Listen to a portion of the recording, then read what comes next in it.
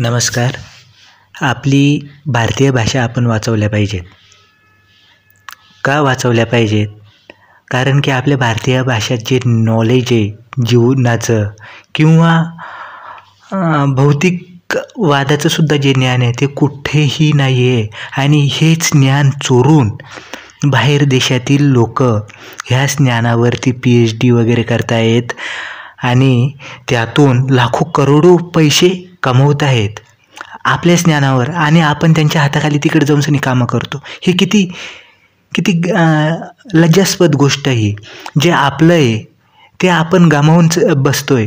म्हणून आपण आपली भाषा वाचवली पाहिजे, आपल्या भाषेचा अभ्यास केला पाहिजे, आपलं ज्ञान जे आहे ते जपलं पाहिजे आणि त्या माध्यमातूनच आपण आपली रोजीरोटी कमवली पाहिजे.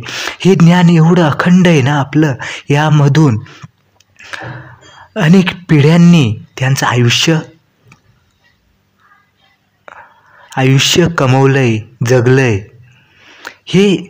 आणि जेवढं सत्य भारत बोलतो ना तेवढा कुठलाही सत्य हे जगाच्या पाठीवर कुठलेही बोलल्या जात नाही. आणि हे एवढं सत्याचं ज्ञान जे आहे ते फक्त भारतामध्ये, आणि जेवढं स्वातंत्र्य भारतामध्ये तेवढं इतर कुठेही नाही. बाकीचे सगळे गुलामगिरीमध्ये खितपत पडलेले लोक आहेत.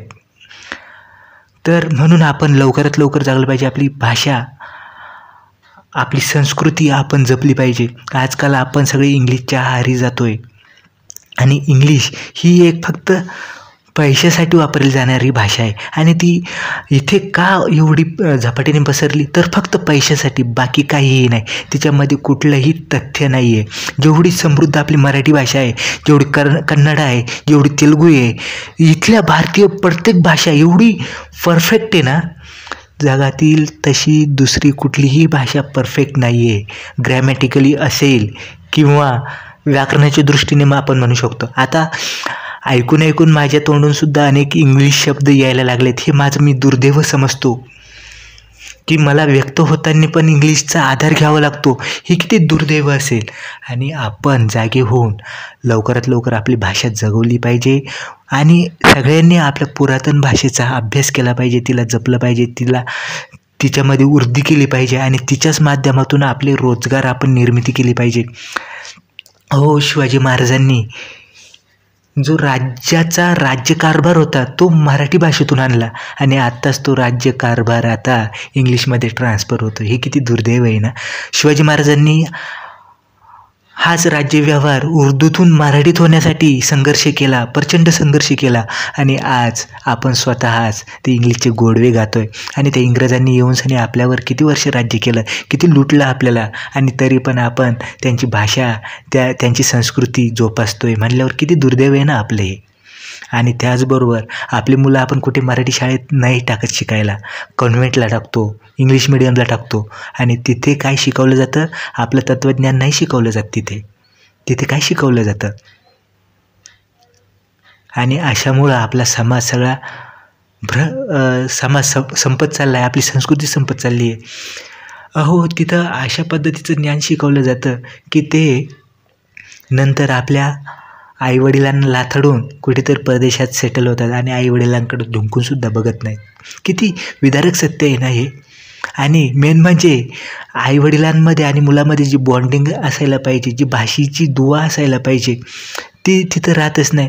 आईवडील बोलतात मराठी किंवा कन्नडा किंवा तेलुगू आणि मूल घातलं इंग्लिशच्या शाळेमध्ये, तर त्या मुलाला आईवडिलांच्या भावना, त्यांची कष्ट दिसूनच येत नाही. त्याला इंग्लिशमध्ये बोलतो, इंग्लिशमध्ये सगळं त्याचं कल्चरच इंग्लिश होऊन बसतं. त्यामुळे आईवडिलांच्या भावना त्याच्यापर्यंत पोहोचत नाही आणि मुलाच्या भावना आईवडिलांपर्यंत पोहोचत नाही. त्यामुळं ही सगळी समस्या निर्माण होते आणि कुटुंबापासून ते मूल तुटल्या जातं आणि वेगळ्याच दुनियेमध्ये चाललं जातं किंवा धर्मापासून, आईवडिलांपासून फार प्रचंड दूर गेलं जातं. आणि जेवढा स्वातंत्र्य आपल्या भाषेनं, आपल्या संस्कृतीनं आपल्याला दिलं आहे तेवढं जगातली कुठलीही संस्कृती देऊ शकत नाही. तुम्ही आजूबाजूच्या, मी नाव नाही घेणार संस्कृतीचं, पण बघू शकता की महिलांवरती किती अत्याचार केले जातात, मुलांवरती किती अत्याचार केले जातं आणि सगळं काही लादलं जातं. पण हिंदू धर्मामध्ये सगळ्यांना स्वातंत्र्य आहे. पाहिजे त्या देवाची उपासना करू शकतो, पाहिजे ती भाषा बोलू शकतो, पाहिजे ते करू शकतो. पण काही देशांमध्ये तुम्हाला जर ती भाषा येत नसेल तर त्या देशात तुम्हाला एंट्रीसुद्धा दिली जात नाहीत. आणि आपल्या भारतामध्ये सगळे भाषिक आपण सामावून घेतो आहे. किती खरं मोठ्या मनाचा दिलदार समाज आहे ना आपला भारतीय समाज. सगळ्यांना सामावून घेतो आणि बाहेर आपल्याला एंट्रीसुद्धा दिली जात नाही. ती भाषा जर अगोदर आपल्याला त्या भाषेची परीक्षा द्यावी लागते, ती भाषा शिकावी लागते आणि नंतरच आपल्याला एंट्री दिली जाते. किती दुर्दैव आहे ना. आपण आपलं एवढं सोन्यासारखी भाषा आहे तिला विसरून चाललो आहे, आपली संस्कृती विसरून चाललो आहे आणि फक्त पैशाच्या मोहापायी आपण त्या इंग्लिशच्या पाठीमागे किंवा इतर भाषांच्या पाठीमागे पळतो आहे. अहो, इतर कुठल्याही देशातली लोक एवढ्या बाहेरच्या भाषा शिकत नाहीत तेवढा आपला भारत देश शिकतोय. का शिकतोय? आणि एक दिवस आपण आपलं स्वत्व गमावून बसू ह्या इतरांच्या भाषेमुळं. लोक विचारतात की तुम्ही इंग्लिशमधून बोलता, तुमची स्वतःची भाषा नाही का तुम्हाला, असं विचारलं जातं भारताबाहेर गेल्यावर. तर मला वाटतं की आपण आपली भाषा शिकली पाहिजे, जपली पाहिजे, आपल्या मुलांना आपल्या भाषेतून शिक्षण दिलं पाहिजे. आणि आपली भाषा एवढी समृद्ध आहे, आपण तिला विसरून चालणार नाही, कदापि चालणार नाही. आपण जर आता ही चूक केली, आपल्या भाषेला जर आपण विसरून गेलो तर एक दिवस आपल्यावरती खूप वाईट वेळ येणार आहे, खूप वाईट. आणि सगळ्या गोष्टीची तुम्ही तडजोड करू शकता पण आपल्या भाषेशी कधीही तडजोड करू नका.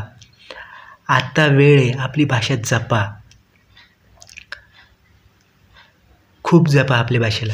आणि आपल्या भाषेला जर जपलं नाही तर तुम्हाला माहिती आहे की काय समस्या येऊ शकतात. समजा तुमचं मूल इंग्लिश समजतं, मराठी त्याला अजिबात समजत नाही, तर तुम्ही तुमचं बोलणं त्याच्यापर्यंत पोहोचवू शकाल? नाही ना शकणार. त्यामुळं आणि जगामध्ये जर ही कंडिशन आली तर कसं होईल तुमचं? खूप भयानक होणार आहे.